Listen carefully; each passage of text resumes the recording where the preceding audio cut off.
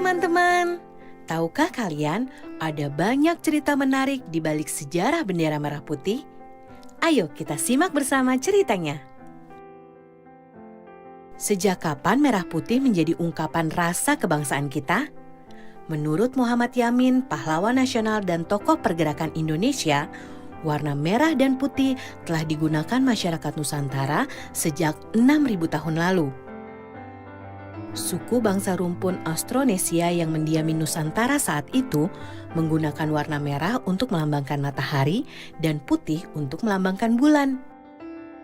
Menurut Yamin, jejak perlambangan merah putih juga tampak pada masa kerajaan Hindu-Buddha, misalnya pada relief Candi Prambanan dan Borobudur.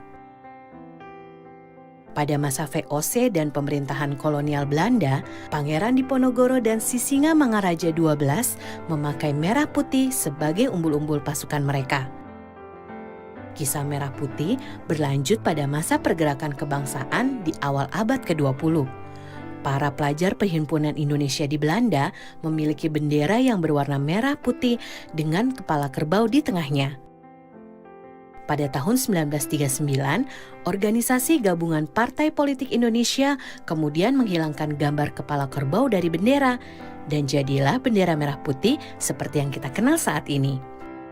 Menjelang proklamasi kemerdekaan Indonesia, Ibu Fatmawati menjahit bendera pusaka merah putih yang kemudian dikibarkan pada saat proklamasi kemerdekaan 17 Agustus 1945. Sehari setelahnya, Panitia Persiapan Kemerdekaan Indonesia mengesahkan bendera merah putih sebagai bendera negara Indonesia. Untuk menjaga kondisinya, sejak tahun 1969, bendera pusaka tidak pernah lagi dikibarkan. Tahukah kalian di mana bendera pusaka disimpan? Kalau kalian menjawab Istana Merdeka, betul sekali. Bendera pusaka hanya dikeluarkan setiap upacara 17 Agustus di Istana Merdeka. Sang merah putih adalah salah satu simbol semangat dan persatuan bangsa Indonesia yang paling penting. Karena itu, sudah selayaknya kita menghormatinya dan tidak sembarangan menggunakannya. Setuju teman-teman? Sampai jumpa lagi di cerita menarik sejarah Indonesia lainnya ya.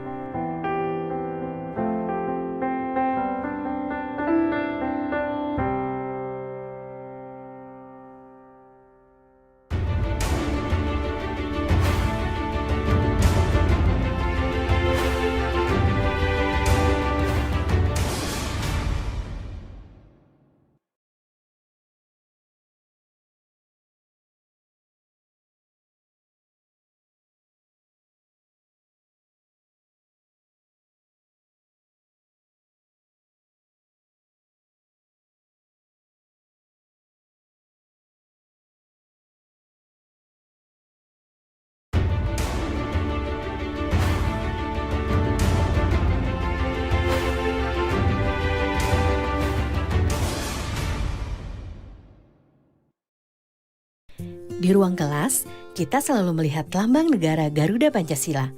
Tapi tahukah teman-teman, kisah di balik tercetusnya lambang tersebut? Ayo kita simak bersama sejarahnya. 4 tahun setelah merdeka, Indonesia belum mempunyai lambang negara.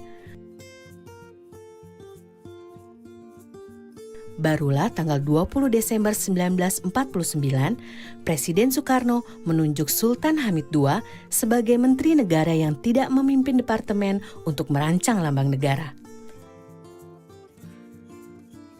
Hamid lalu membentuk Panitia Lambang Negara dengan Ketua Muhammad Yamin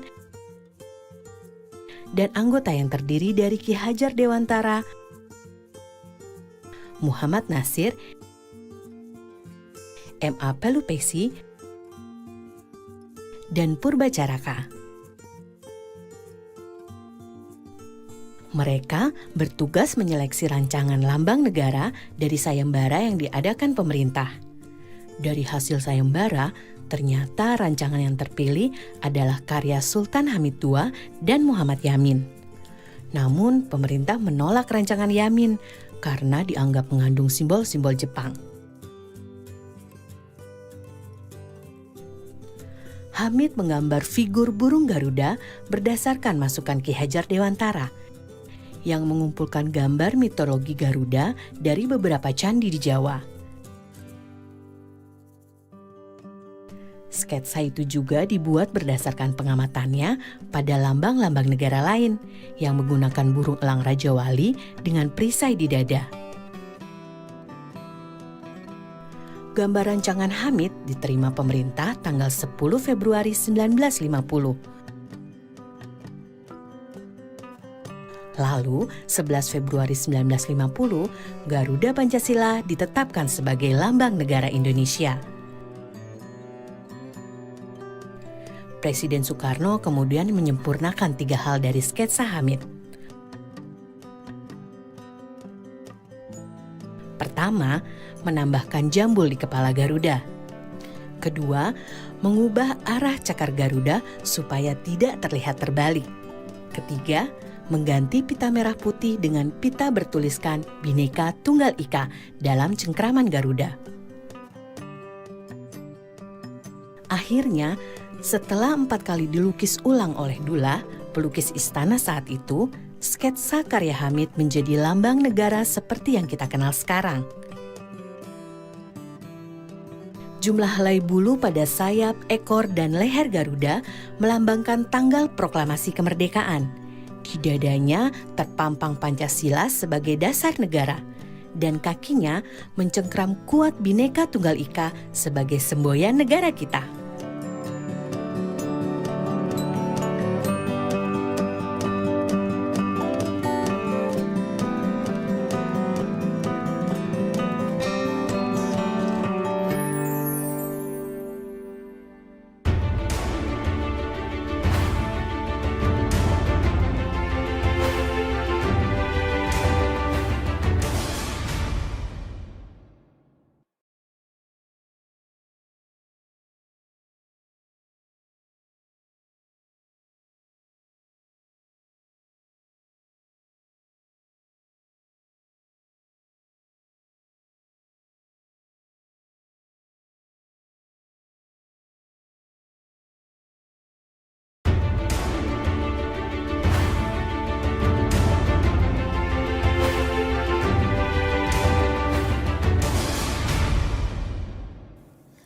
Tanggal 1 Juni sangat penting bagi bangsa Indonesia, karena itu adalah hari lahir Pancasila, dasar negara kita.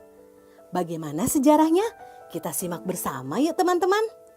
Kelahiran Pancasila tidak terlepas dari peran Badan Penyelidik Usaha Persiapan Kemerdekaan Indonesia yang disingkat BPUPKI. Sidang pertama BPUPKI tanggal 29 Mei sampai 1 Juni 1945 bertujuan merumuskan dasar filsafat dan bentuk negara Indonesia merdeka. Saat itu ada 3 tokoh yang menawarkan konsep dasar negara Indonesia. Mereka adalah Muhammad Yamin, Supomo, dan Soekarno. Dalam pidato Soekarno tanggal 1 Juni 1945 disampaikan dasar negara Indonesia yang meliputi 1. Kebangsaan Indonesia, 2. Internasionalisme atau pri kemanusiaan, 3. Mufakat atau demokrasi, 4. Kesejahteraan sosial, dan 5. Ketuhanan yang Maha Esa. Saya namakan ini atas petunjuk seorang teman kita ahli bahasa. Namanya ialah Pancasila.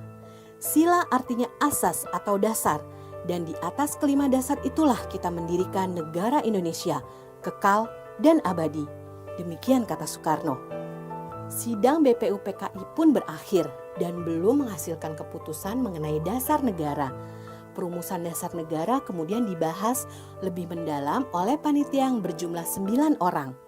Anggotanya terdiri dari Soekarno, Muhammad Hatta, Ahmad Subarjo, Muhammad Yamin, Wahid Hashim, Abdul Kahar Muzakir, Abikusno Cokro Sujoso, Haji Agus Salim, dan A.A. Maramis. Pada 22 Juni 1945, Panitia 9 menyelesaikan suatu rumusan yang disebut Piagam Jakarta. Sebelum disahkan, sila pertama dari Piagam Jakarta yang berbunyi ketuhanan dan kewajiban menjalankan syariat Islam bagi pemeluk-pemeluknya diubah menjadi ketuhanan yang Maha Esa. Perubahan tersebut sebelumnya telah didiskusikan kepada 4 tokoh Islam, yakni Ki Bagus Hadi Kusumo, Wahid Hasim, Mr. Kasman Singo Dimejo, dan Teku Muhammad Hasan. tanggal 18 Agustus 1945, Panitia Persiapan Kemerdekaan Indonesia mensyahkan Undang-Undang Dasar 1945, termasuk Pancasila sebagai dasar negara yang terdapat dalam bagian pembukaan dengan bentuk yang kita kenal sekarang. Nah teman-teman, penetapan hari lahirnya Pancasila pada 1 Juni merujuk pada fakta sejarah ketika Soekarno pertama kali mengungkapkan kata Pancasila pada pidatonya dalam sidang BPUPKI tanggal 1 Juni 1945.